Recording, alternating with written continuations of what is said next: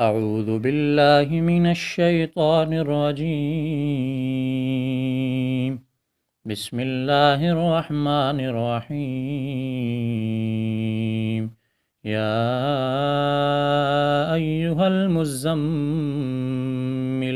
قم الليل إلا قليلا نصفه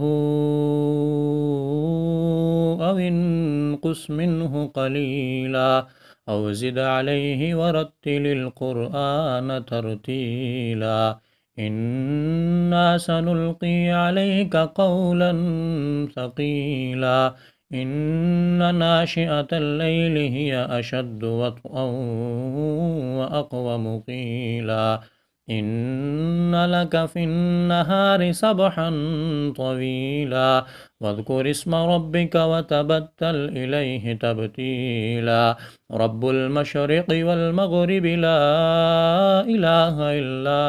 هو لا إله إلا هو فاتخذه وكيلا واصبر على ما يقولون واهجرهم هجرا جميلا وذرني والمكذبين أولي النعمة ومهلهم قليلا إن لدينا أنكالا وجحيما وطعاما ذا غصة وعذابا أليما يوم ترجف الأرض والجبال وكانت الجبال كثيبا مهيلا إنا أرسلنا إليكم رسولا شاهدا عليكم كما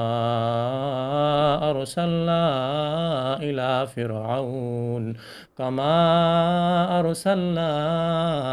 إلى فرعون رسولا فعصى فرعون الرسول فأخذناه أخذا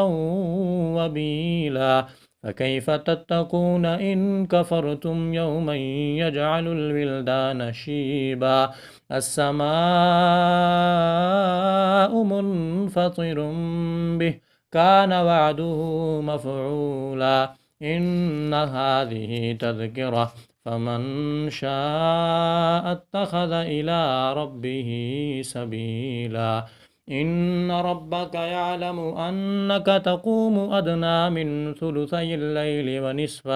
ونصفه وثلثه وطائفة من الذين معك والله يقدر الليل والنهار علم أن لن تحصوه فتاب عليكم فاقرؤوا ما تيسر من القرآن علم أن سيكون منكم مرضى وآخرون